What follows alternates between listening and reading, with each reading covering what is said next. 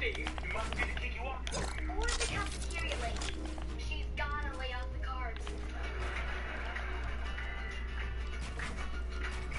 You have got to try the new shower massage Hazel has put in. One of the settings is actually...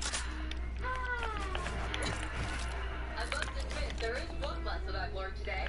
That I was right to make friends with Hazel. That if you keep your face too close to an air conditioner, you can freeze your eyes open. What does that mean? Either the Kiki Walker's nearby, or it's my reminder to call my mom. Few worries. We must be getting closer. To making a fortune. Check this out. Kiki Walker world? Yep, a whole island where suckers, customers, can come and see a live Kiki Walker. I cannot believe you want to make money from an amazing scientific discovery. Yeah, did Edison make money from inventing the light bulb? Okay, bad example. Hey, I'm only going to charge people 30 cents for a super-sized soda. Of course, they'll have to pay 20 bucks to get into the bathroom. There's something in that cave. Okay, guys, this is it. Let's go. Time to get famous. Time to make history. Time to get to Harvard. Time to... So what route we go first?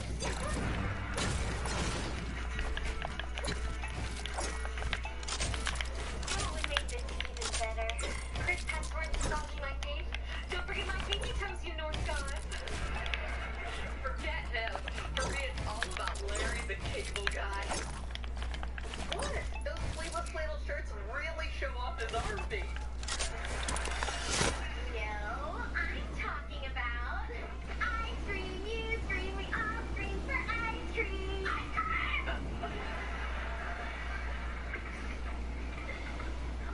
I forgot the cherries. BRB. I just want to thank you guys so much for letting me hang with you. You're awesome. I feel terrible. Why? Because there's no whipped cream? No, because did you know that the satellite Hazel put in gets Korean TV? Oh, Coach Bonanapta is on! Focus. I'm saying I feel bad we're just putting up with Hazel for the TV, the air conditioner, and the soft couch repeat. You mean you don't really want to be my friend? No! I mean, yes. I can't believe you only pretended to be my friend because I can get you all this stuff. In our defense, it is really nice stuff. Hazel, let me explain. Don't bother. Let me show you a little what the rest of your summer is going to be like.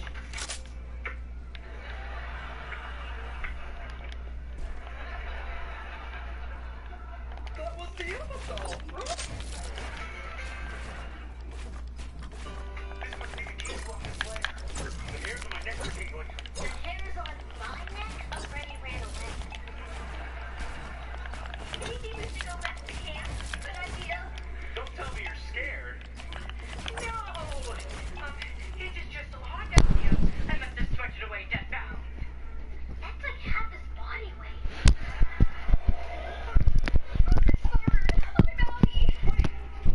Not one end of the Princeton. This is New Jersey.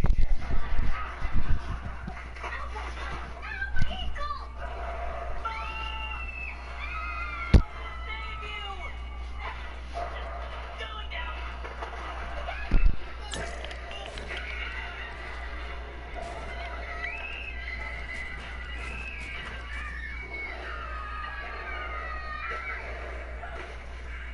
Dr. Brody, that was amazing! Thanks, Zuri. I've just proven another legend is for reals. And Whoa, that was awesome, Harold. Go ahead and grab yourself a donut. What in the world is going on here? Great television. That's what's going on. You mean this was all fake? Yep. But your fear was real. My viewer's gonna eat that up. So you bamboozled us? If that means I fooled you, then yeah. Then that was Harold who chased us up the tree the first we were at camp? Huh? No. Before yesterday, we were in Mexico chasing a Great Dane dressed up as a chupacabra. Now, if you'll excuse me,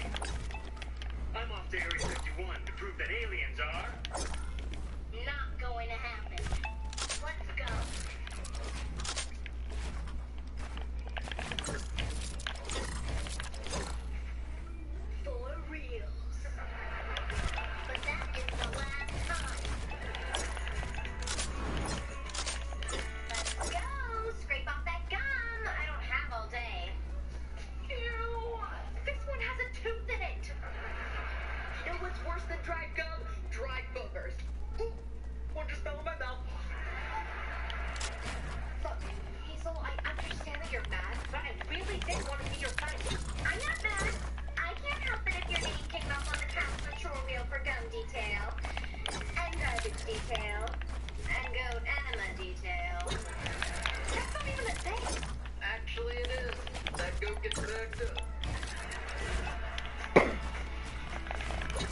It's been stomping for hours. Ow! Toe cramp! Toe cramp! I never thought I'd miss emptying that goat. Hey, someone's gotta make the cranberry juice. I don't know if this red is the cranberries or the blood from my blisters. Stop whining and keep stomping. Oh, by the way, You missed one. oh really? Which one? Oh, that one.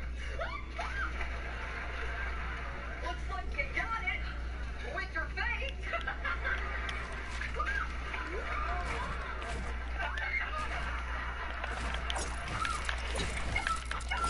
What are there in my ear? That's the one place I don't have them.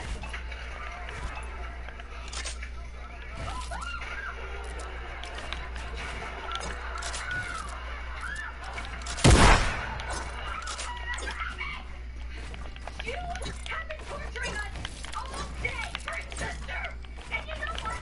We completely deserve it. You tell her. What? Lou, what we did was wrong. Hazel, I am so sorry. But you have to know, in the beginning, I really wanted to be your friend. I didn't, but Emma made me. But then why didn't we stay friends? Because you made it so hard. More like impossible.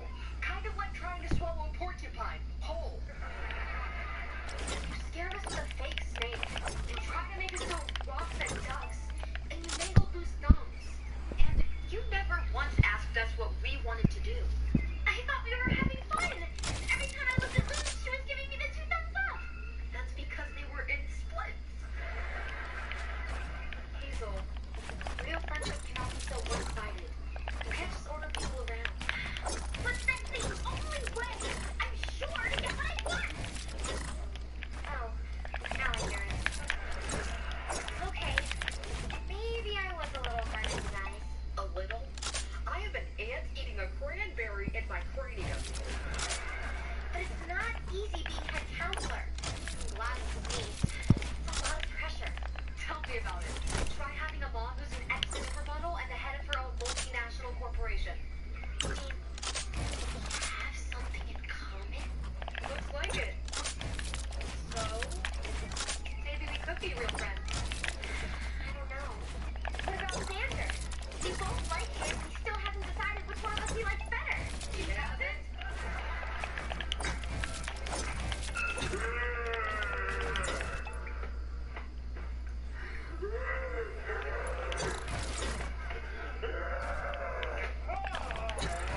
That was pathetic.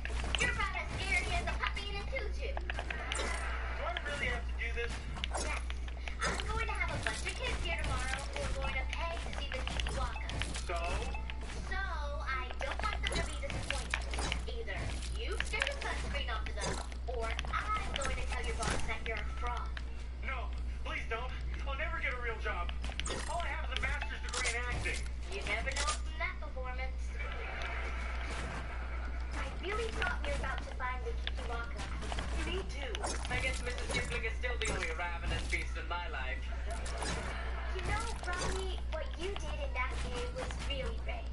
You mean falling and eating a mouthful of dirt? No, I mean picking me up and carrying me to safety. Well, carrying me a few inches. I think I even felt a muscle in your eye. Really? It could have been a mosquito bite. I swallowed like a balloon. What is that horrible smell? What was that? Did you think it's Dr. Blue trying to trick us again? No! He is back with Sunny! Turn off your flashlight and hide behind that bush!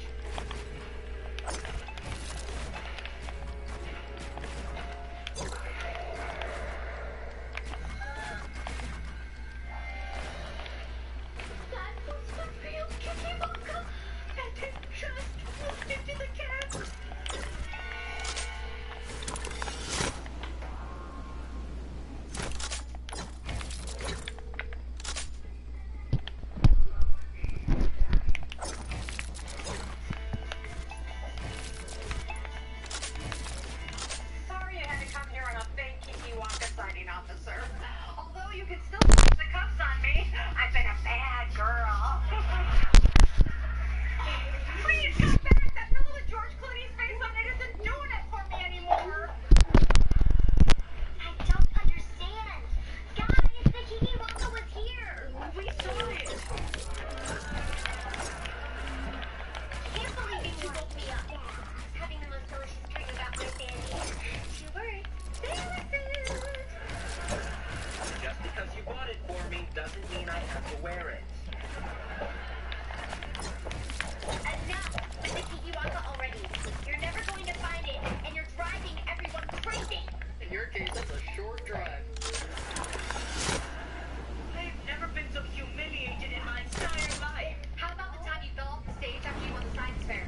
Or the time you participated in the science fair. Okay, I get it. You two are in big trouble. What did I say about using the emergency phone? Never use it for Kiki Waka sightings or calls to the health department. I'm sorry, Gladys, but we did see the Kiki Waka. And it walked into the cab. The hairy monster was here. Please. The only hairy monsters in this camp are the kids in Badger Cabin. That cabin must have been built on an ancient boneyard. They all magically hit puberty at the exact same time. Okay, everyone, back to your cabin. Lights out immediately or I'll swap out your toilet paper with dry leaves. Jorge, what's in your hair? Curlers. Do you think these luxurious locks come naturally? Here we go.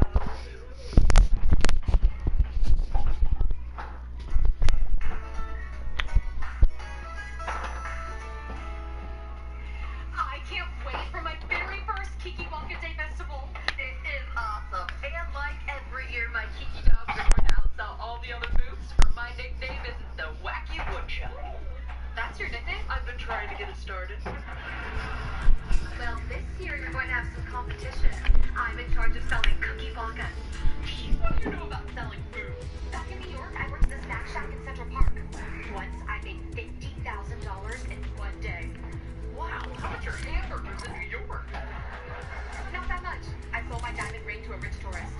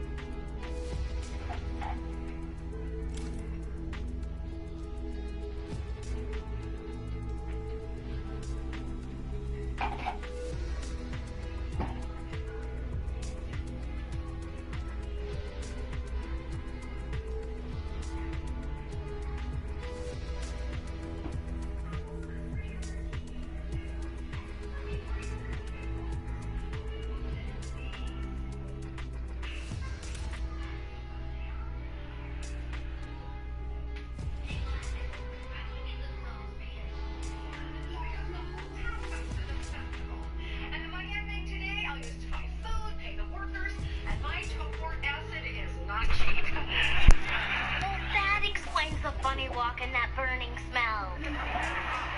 How are you going to get all those dolls made in time? You've got a building workforce here.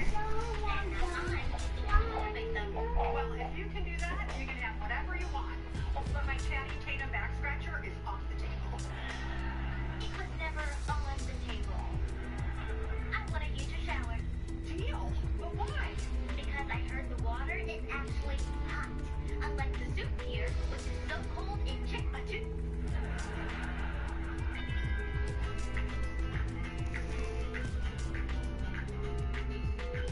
Get your cookie lattes here! Each one comes with a kiss. Well played, Ross. Hey guys, if you buy my Kiki Dubs, Emma will give you 2 kisses. Boo, do me a favor and don't put any onions on those hot dogs. Come get your Waka Burgers, 100% beef, unlike Lou's Kiki Dogs, which will probably fetch if you throw something. That is not true. These hot dogs are made from the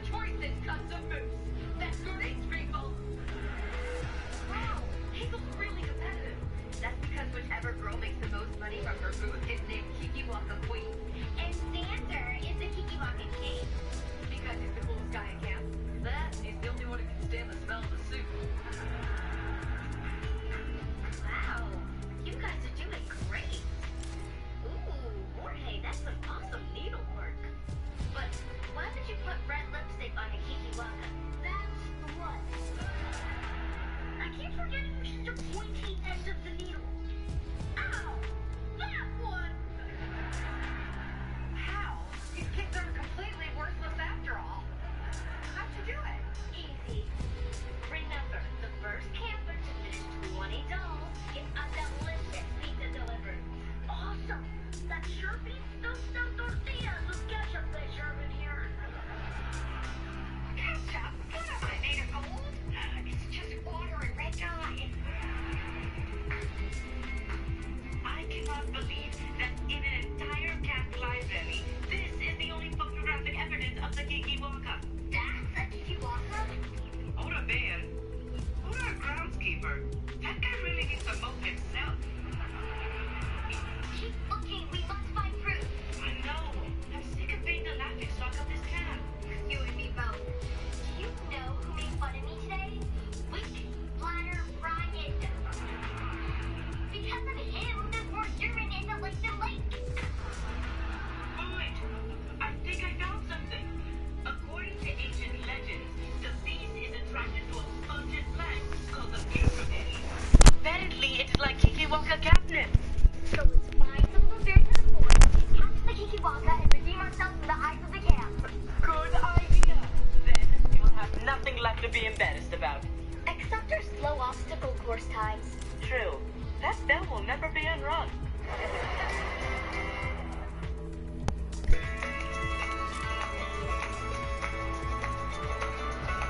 Attention! Buy a Waka Burger and get a free photo with this guy. I can't believe Hazel thinks that lame thing is going to attract anyone. Must buy burger. Lou, snap out of it. You guys have to sell more stuff than Hazel. He's just worried because if Hazel becomes Kikiwaka Queen, he'll have to dance with her in front of everybody. She's going to shake her groove thing at me. Don't worry, Xander. Hazel's not going to win. My cookies are made with the secret ingredient. Emma, love is not a secret ingredient. Forget love. I'm talking about an extra pound of butter. Hey everyone! I hear those Kiki dogs aren't just moose meat. They've got other parts in them too. That is a lie. Okay, maybe one hook fell in the grinder, but that is it. We cannot let Hazel win. Lou, we have to team up. We need to get Hazel's attention. I have an idea. All we need is a bendy straw, a raccoon, and a Bunsen burner. As curious as I am, I have a better idea. If you're hungry for a dog, let me hear you say woof. So what if they could paint a little round up hoof? I think y'all know what we need to do. Get mine and mine, some dogs by you. Over here, Emma's got her cookie Waka booth. Her cookies are rockin' if you want the truth. So take it from me, cause I'm a hungry beast. Get some cookies and dogs and have a funky feast.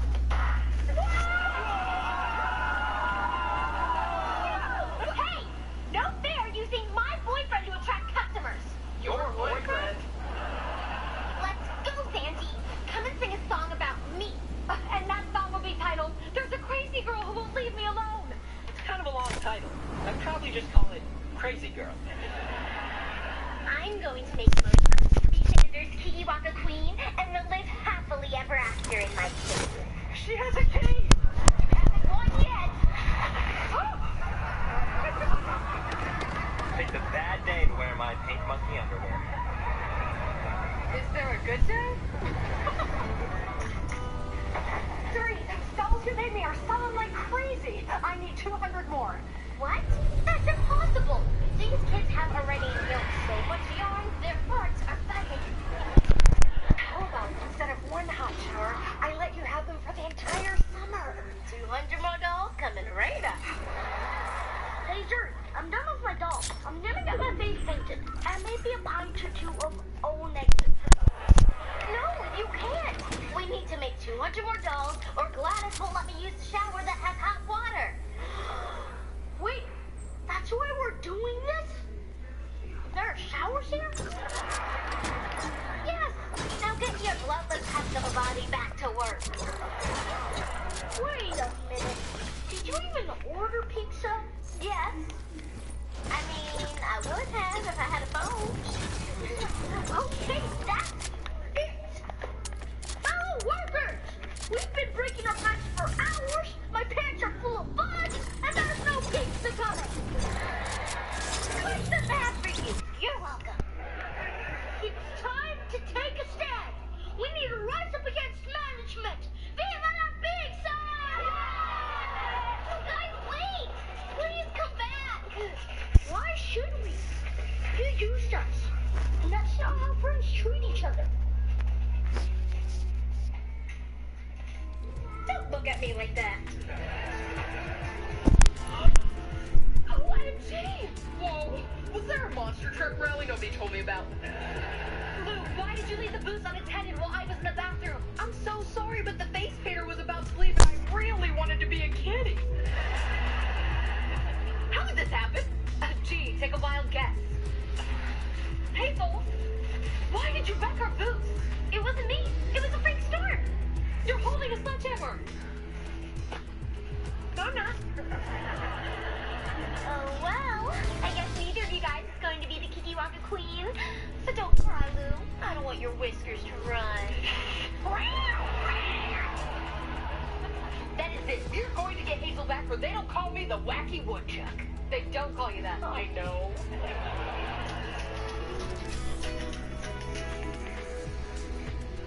Do you think we have gone far enough? Well, I don't want to walk anymore, so yes. Let us see if we can lure the Kiki Waka with these future bits. And if that doesn't work, we should just live in the forest. At least no one out here will mock us. That's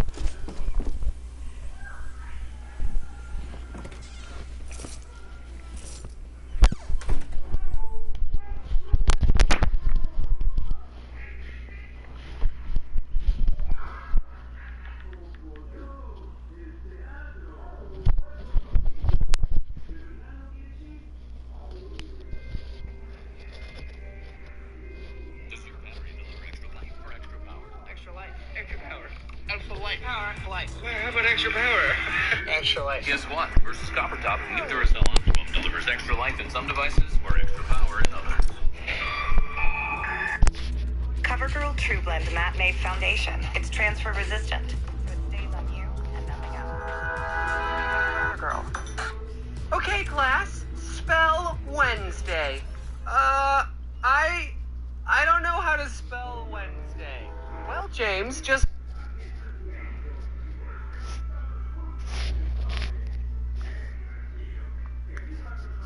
Okay.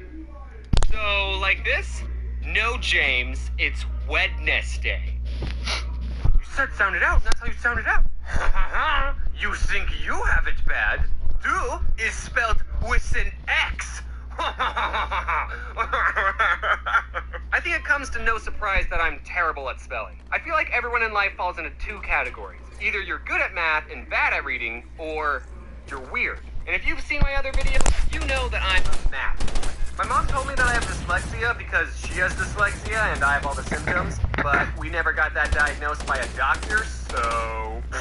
You can't make me take my meds, Mom! A lot of times what I do to cover up the fact that I spell lower than a first grade level is I will purposely misspell words to the point where it's obviously a joke. You thought I was doing that to be funny, but it's actually because I have zero self-confidence in my spelling and I don't want anyone to point out my mistakes.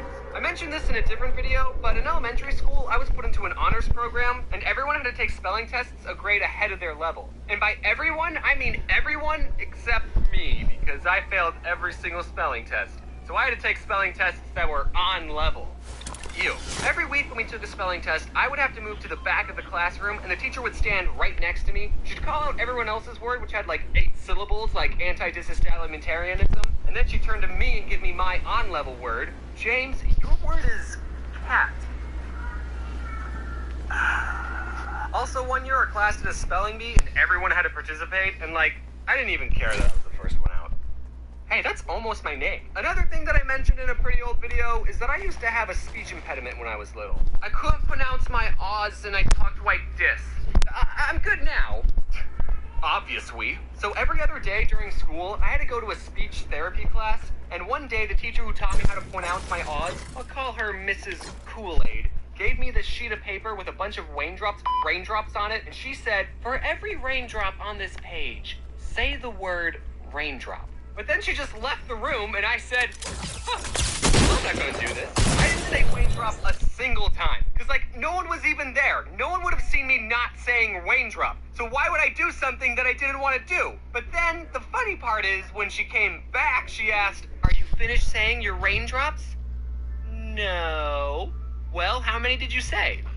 I didn't say any. You stupid child. I told her the truth for some reason. I don't know why. It was probably the easiest lie in my life to get away with, but that's why I remember this story. I'm still mad at myself for telling the truth. And I had to say raindrop a bunch of times in front of her, and she would only go to the next raindrop until I said it right. And it was terrible. Really hurt my feelings. Since I was struggling with reading and spelling, I had to get an IEP. An incredible, excellent personality. Which meant I had to go to a special class for a little bit during school. And the teacher who taught this class was none other than Mrs. Kool-Aid. Oh yeah.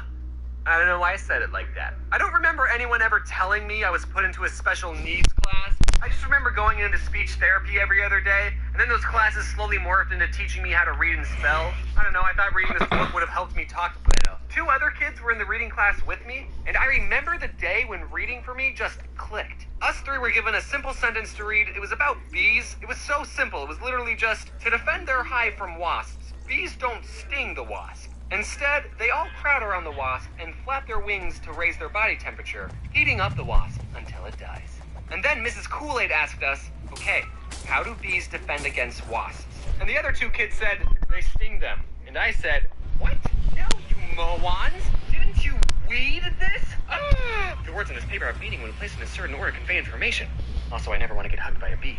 So I was in these classes all the way until the 6th grade. I was getting better at reading. Still wasn't great, but I was getting better at it. And one day, Mrs. Kool-Aid said, you know, James, you should try competing in the Battle of the Books. Battle of the Books? Battle of the Books? Battle of the Books! Finally, reading sounds fun! At my school, Battle of the Books was this competition where students were given a list of 4 books to read within a time limit of like 2 months. I don't remember how long it was. And after however many months it was, the contestants would sit in an auditorium and take turns answering questions about the books. And whoever got the most questions right would get a pizza party. And that's where the battle part comes in. We'd kill each other for pizza. And then there were 2 more rounds, each with 4 more books, So there was a total of 12 books you had to read. And we were allowed to be with a partner, so my partner was TJ. Hey, TJ, do you remember Battle of the Books? Yeah, man, it was great. Now, you're probably thinking that 4 books in 2 months isn't that hard, especially since they're kids' books. But as someone who didn't read any books on my own outside of school, it was a challenge. But I discovered a way to cheat the system. I discovered something called audiobooks. Instead of having to sit still and read the book, I could just have someone read the book to me. And I would get through the book so much faster. I'd be able to read a book in about 8 hours as opposed to reading a book never, because I would never be able to finish a book on my own. And I was actually able to understand what was going on. I legitimately thought that listening to audiobooks was cheating because of how well it worked. So I never told anyone my secret. Until just now. Please don't tell anyone. Also, I didn't just turn on an audiobook and start playing video games. No, I sat in my bed next to the CD player and followed along with the book, and sometimes I even took notes. I've wanted to talk about my love for audiobooks for so long, but I can't, because then people will think I'm getting paid by a certain company, but I'm not, and I'll prove it. Instead of wasting your money on quality audiobooks made by professionals, you guys should all check out LibriVox.org, where you can listen to free public domain audiobooks, which means there's only old-timey classical books on it, like Aesop's Fables, which, in my opinion, is all you need. Anyway, TJ and I did the Battle of the Books, and for one of the rounds, TJ was sick, so I had to answer the questions all by myself, and I never forgave him for that. And also, the whole time, I was keeping track of everyone's points, and me and TJ got the most questions right. My math skills are finally being useful. I was already craving the pizza. After the last round, the teacher said, "Okay, I'll tally up all the points and let you all know who the winner is in a couple of weeks." But since I was keeping track of everyone's score, I already knew we won. I turned to TJ and I said, "TJ, guess what? We already..." Oh, this is the round that you were sick of. How did I not notice that until just now? But then, a couple of weeks go by, and I'm not hearing any news about a pizza party. I was expecting to walk into class one day and there would just be a pile of pizza boxes waiting for me, but that never happened. The teacher in charge of the competition was the librarian, so one day I went up to her and I asked, "So, did you ever say who won the Battle of the Books? Also, my favorite pizza is barbecue chicken." And she said, "Oh, these 2 5th graders won." So the Battle of the Books was for both 5th and 6th graders. I was a 6th grader, so I went to all the 6th grader battles, but apparently there was some low-life 5th grader who got every single question right and stole my pizza party. And that taught me a valuable lesson. Even when you work hard, you don't always get what you want in life. But that's okay, because one day you'll be an adult and you can buy all the pizza you want without having to read first. Hello there. Any of you down for a game of soccer? I mean football? This is 100% James. This isn't someone else doing the end card. This is me. This is James. I would never ask someone else to make an end card for me because I was too lazy. You guys should check out the channel Get Mads? Get Mad.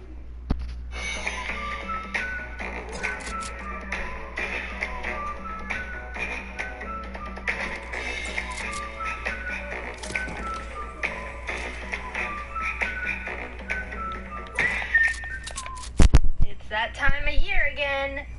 Cold. And I already know what you're gonna say. Jaden, you live in Arizona. You don't get to complain about the cold. And you're right.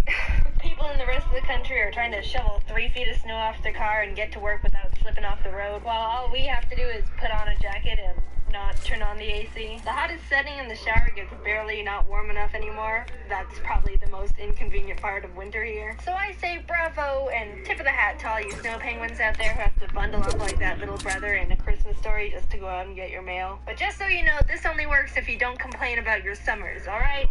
Deal. So growing up in Arizona means I haven't really experienced winter, or any seasons for that matter. Everything's hot, and then everything dies.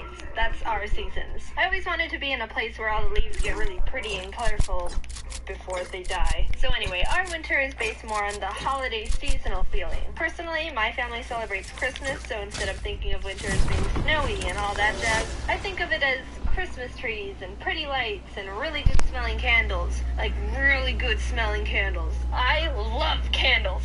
I like to go into shops like Yankee Candles or Bath and Body Works or any type of candle store just to smell all of the candles. And the titles are so sweet sounding too, like Warm Vanilla Sugar and Maple Cinnamon Pancake and 1,000 Wishes.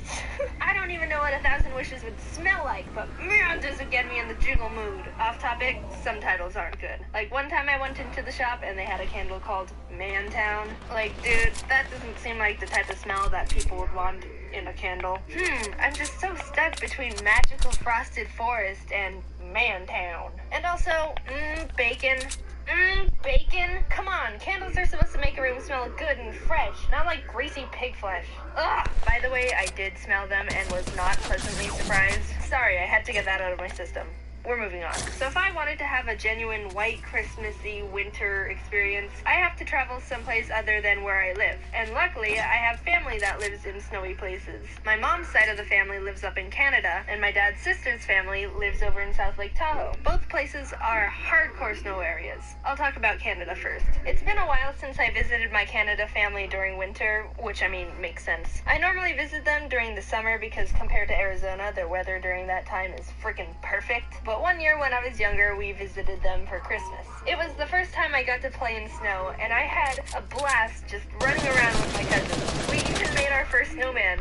Well, my first snowman. We didn't have a top hat, so we used our grandpa's golf hat, but we forgot about it, and it blew away, and we never found it. Sorry, Grandpa, I hope you forgive us. Rest in peace. Golf hat. Overall, that winter was really great. 10 out of 10. Would white Christmas in Canada again. Now let's talk about South Lake Tahoe. My parents really like skiing, and Tahoe is a great place to do that. Like, everyone there loves winter. Everyone. You're not allowed to not like it if you live there. My aunt and her friends even do the crazy stuff like jump out of helicopters and barrel down snowy mountains and say gnarly. Props to them, they're really cool. So we visit them maybe once every year or two for a couple days to ski and stuff. I get kind of nervous with skiing, but it's still really enjoyable. And the more you do it, the more comfortable you get throughout the day. Just do the pizza french fry thing and you're good. But I didn't bring up skiing in Lake Tahoe for no reason here. Most times we visited were really awesome, but one year was traumatic. I was maybe 10 or so. We were all skiing together, everything was good, it was a nice day of pleasant winter fun. Near the end, we decided to do one last run before we head back. My dad, he comes and says, James, you haven't talked about your dad before. Is there something deep in the story behind that? No, you're just looking so stupid. Right here.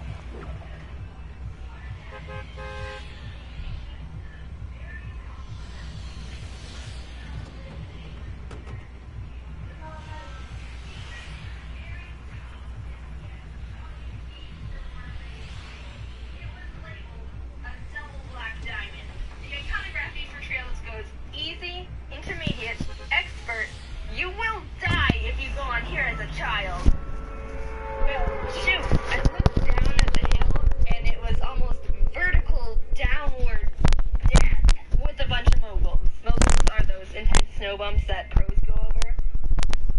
What in the world do you expect from us? Also, turns out the trail is literally called The Wall. Beautiful. My dad realized he made a mistake and was in the middle of trying to figure out what we should do when suddenly my brother just starts going. Like, he just starts going straight down the mountain. And my dad starts freaking out and screaming at him, "Fall! Fall!" Because that's what you're supposed to do to slow down when you're going that fast. You can't really do anything else. So my dad's screaming, "Fall! Fall!" at my brother as he's going sonic down this freaking mountain. He eventually does and starts doing this sprawled spinning motion. Like, imagine if you took a starfish and frisbeed it. I think that's a good visual representation. He does start slowing down and people on the hill go to help him. So you think that's scary? Imagine what I was thinking during that time. Hello? I just watched my brother starfish down this mountain, and now it's literally my turn. nowhere to go but down. Like, what?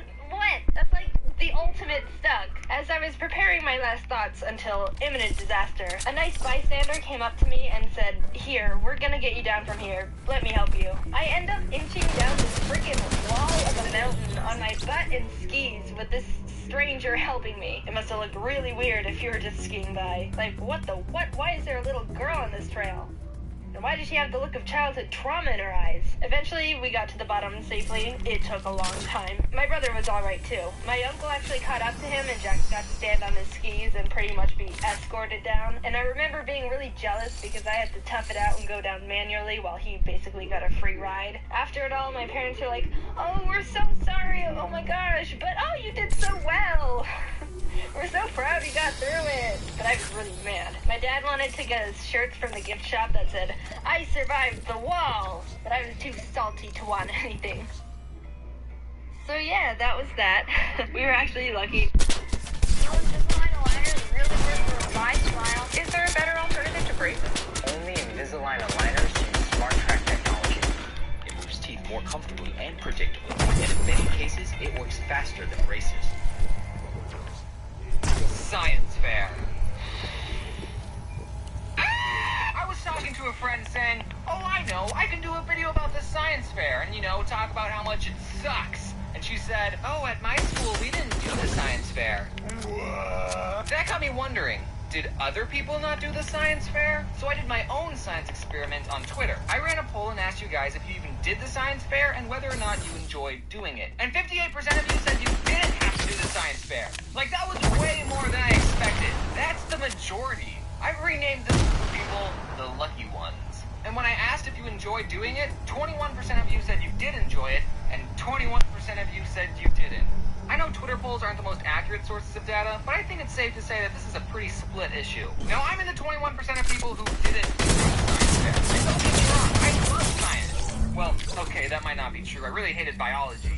Chemistry, that was just a mess. Physics was okay. Maybe I don't like science. I just like space and watching these. Bill and Neil, they're my buddies. Except Neil did hurt my feelings one time. We'll get back to that later. Alright, so let me briefly go over what the science fair is for you lucky ones who didn't have to deal with that. Apparently, it's a very American thing, right guys? Oh yeah, totally. Absolutely. Yeah. Basically, we started doing them, I want to say around 4th grade, and we would do this every year up until the 10th grade. The whole class would spend all day researching a topic that interests them, and then we would have to come up with a question that we could run an experiment on. An example of these questions are, does the temperature of a battery affect how long it will last? What color light produces the most heat? How does the shape of a rocket's fins affect its travel? All of which are projects I did. Basically, this was supposed to teach you about the scientific method, but what it really did was teach us how to procrastinate and make up data. And on paper, you might think, oh, that sounds like fun. I wish my school did the science fair. No! Here are some flaws with the science fair. First, you got the option to work with a partner. And of course, you want to work with a partner so you can split up the work and not do as much. Now, since I didn't have any friends, I would partner up with someone that no one else wanted to partner up with. But they wouldn't do any of the work. I only did the science fair with a partner once. From 5th grade on, I did my science fair projects alone. The second problem is that we had to come up with a question all on our own. And you gotta understand, we were just kids. We don't think as cognitively as scientists do, okay? Just a couple years ago, we still believed in Santa Claus, except for me, my family didn't do Santa Claus. And now you want us to wonder if the ratio of a cylinder will affect its buoyancy? Like, come on. And also, we don't have access to any resources. The science fair is a lot like an episode of Mythbusters. But what sets apart the Mythbusters from your average 4th grader is that they're really smart engineers who have access to explosives, while we can't even drive to Walmart ourselves. We have to ask our parents to take us. One year, I wanted to do an experiment on a certain type of soil, so I did research, I wrote everything all up. Then when I went to Home Depot to buy the soil, they didn't even have it! So I had to pick a new topic and start all over again. Now do you see why I think the science fair sucks? So okay, I think it would have been better in elementary school if we were assigned a question. I know the whole point of these things is about discovery, but we're all stupid, okay? I guess if you were anything like me and you chose a crappy question, you'll have a bad science fair. My very first science fair, after all day researching possible questions, me and my partner came up with a question, what time of the day is the hottest? Now, I already know the answer to this question, and in 4th grade, I'm sure I already knew the answer to this question too. It's noon. Like, I don't need to run an experiment on that. In fact, I can just go to Google and seriously just type weather, and boom, there's my data right there. No need for an experiment. But the science fair isn't just finding the answer to your question. No. First, after you research the topic, you have to write a hypothesis. A hypothesis is basically you guessing what you think the result of the experiment will be, but you don't write it down as I think this will happen. No, you write it like you know what's going to happen. A formula science, for a perfect hypothesis is if blank then blank because blank. Let's use my battery experiment. I said, does the temperature of a battery affect how long it will last? So after doing research about how batteries work, a hypothesis for this experiment would be, if two AA batteries are used at different temperatures, then the battery in the hot temperature will not last as long because the battery's fluid will evaporate, which damages the internal structure of the battery. Oh, and spoiler alert, no, it doesn't. I put 2 batteries outside, 2 in the freezer, I let them sit, and then I plugged them into my Game Boy Advance, and they lasted the exact same amount of time. I learned nothing. So you also have to write up the materials you use for the experiment, then you have to write up the steps to do the experiment, the procedures, and you also have to write an introduction, basically just bullcrapping what you're going to do. Then you do the experiment, aka the fun part. Make sure you write down your results because you have to make a graph. You have to. How do you make a graph to show that batteries at different temperatures lasted the same amount of time? They did. You think you're done, right? But no, you gotta write up the results as if your graph didn't already perfectly depict that, and the conclusion. The conclusion is like the most insulting part of the science fair. You basically go through this checklist of questions that you answer. Was your hypothesis correct? No, my hypothesis was not correct. What mistakes could you have made in your experiment? I don't know. Maybe I took the batteries out of the cold and hot and put them in a room temperature Game Boy, and in a couple of minutes they both went to room temperature. I don't know. How can others use this information you found? What do you mean? All the batteries lasted the same. I don't think anyone is going to put their batteries in their freezer to have literally no effect. Alright, and then you take everything you wrote, print it out, and then slap it onto a poster board. And everyone, and I mean everyone, would use construction paper as a border around the text to give the poster board a good aesthetic. I think the second most fun part of the science fair was choosing what word art font you would use for your title. Oh, and by the way, the teachers told us to have a creative title to catch people's attention. Like, that was part of the assignment. We got graded on the title. Basically, they were telling us to create puns for a grade. If you're doing a project that's measuring plant growth, Ready, Set, Grow, that was a very popular choice. And then everyone took their poster boards and presented it to the whole class. Those were the 3 most boring days of science ever, except for the day you presented. That was the most stressful day. And then after all of that, everyone in the school put their poster board up in the cafeteria, and then it was fun to walk around and see how other people decorated their poster board, and you could always tell whose mom helped them. So overall, I didn't have a good time. Those 21% of people who did enjoy it, I'm glad you liked it. But me and the other 21% of people think you're huge nerds. And when I asked that Twitter question, I had some people messaging me saying, yeah, I got 3rd place and all I had was a cup of dirt, ha ha ha ha. And that made me wonder, wait, it was a competition? So I think the key to a good science fair is to come up with a good question and also do a topic that you actually enjoy. One science fair, I did an experiment on rockets, and I had a blast. That would have been a good title. But for another year, I did What Color Light is the Hottest? I just tried to learn about a thermometer and switched out the bulbs. I know I'll let Neil say what he thinks about that whole project. Okay, red light is warmer than blue light. Interesting discovery, but not exactly revolutionary. Thanks, Neil. Yeah, just completely discredit all my research. I'm fine. So, moral of the story, if you need an idea for a project, do it on rockets. You don't even need a question. Just launch model rockets. Hey guys, do you think tea is gross? Yeah, absolutely. Hey, do you think that it should be called soccer instead of football? Yeah, absolutely. This is too much power for one person to have. So let me just give you some updates about the merch store, okay? I was originally... Let's pretend you get on a bus and it's super crowded. The only spot that's open is between 2 strangers. So you sit down between 2 people you've never met and everyone is fine. Everyone's keeping to themselves, no one's making eye contact, it's perfect. Sure, your shoulders are touching, but that's just what happens. That's part of the bus-going experience, you poor person. But then at the very next stop, aisle seat guy gets off. So now you and window seat guy are sitting right next to each other. But since you're in the middle, you have to be the one to decide, do you move or not? I honestly don't know what the right thing to do in that situation is. I'm conflicted. Because if you move, it would be silently telling the other person, hey, you're disgusting. I can't stand having our shoulders touch any longer, and I'm glad to finally get away from you. Ugh. But on the other hand, if I was the window seat guy, I would want the middle seat guy to become the new aisle seat guy. I wouldn't see moving as rude. I would just want his gross, disgusting body as far away from me as possible. That's not rude. But on the other hand, maybe I'm overthinking everything, and most people don't even mind being this close to another human, and they aren't struggling socially, I don't know. Now imagine that same situation, but with urinals. If you're in the middle urinal, do you move halfway through to the other urinal? Because I would. Are you supposed to talk to people when you're sitting 2 inches away from them? I always felt like I should say something, like, hey, did you see the game last night? I didn't, I was too busy drawing cartoons. But I realized that this is a two-way street. I'm worried about not talking to someone, but they're not talking to me either. We both agreed that there's this unwritten contract between us that we're not even going to look at each other. It got me thinking about strangers and specifically how I treat them. And how I can make money off of them. Hey-oh! I'm just kidding. That was a joke. For most of my life, I would go out of my way to avoid talking to people. I would stay in my lane, mind my own business, no eye contact. If everyone's using a urinal, I'd have to pee tomorrow. Yes, I'm lonely. But now that YouTube's the thing, I'm interacting with strangers more often than I've had to in my entire life. So I've been thinking a lot about strangers. And first of all, I think the word stranger is already an insulting label for someone just because you don't know their name. Oh, I don't know this person? They're a stranger. They're strange. I'm the normal one. They're the freaks. They probably murder people with an axe.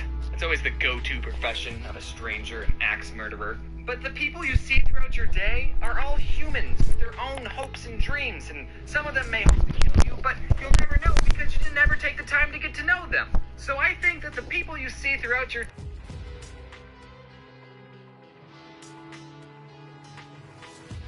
obviously stay away from them. And yes, I'm telling you to judge people based on their appearance. They're the ones that chose to wear anime shirts in public, okay? So back to the bus scenario. I'm sitting right next to this fellow human being. So far, there's not a single reason why I should dislike this person, but I don't know why, if you put him and me on a bus next to each other, I want him as far away from me as possible. Just stop touching my shoulder! So that was the last time I took the bus.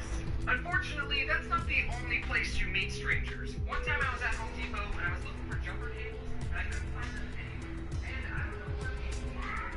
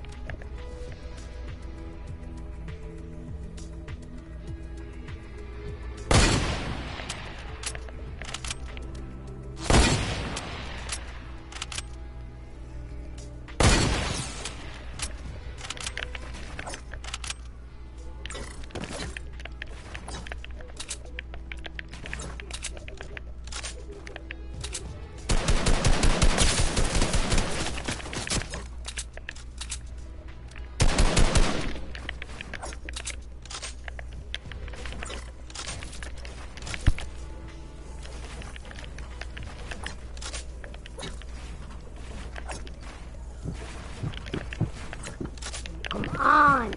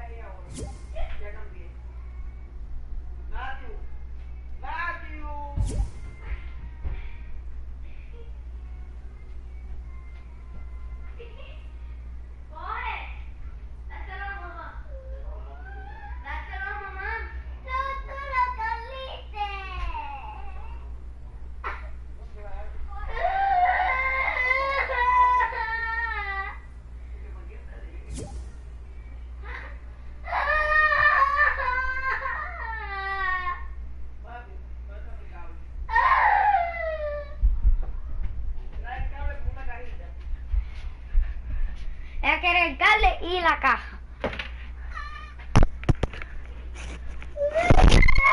Ahora dáselo, mamá. ¡No,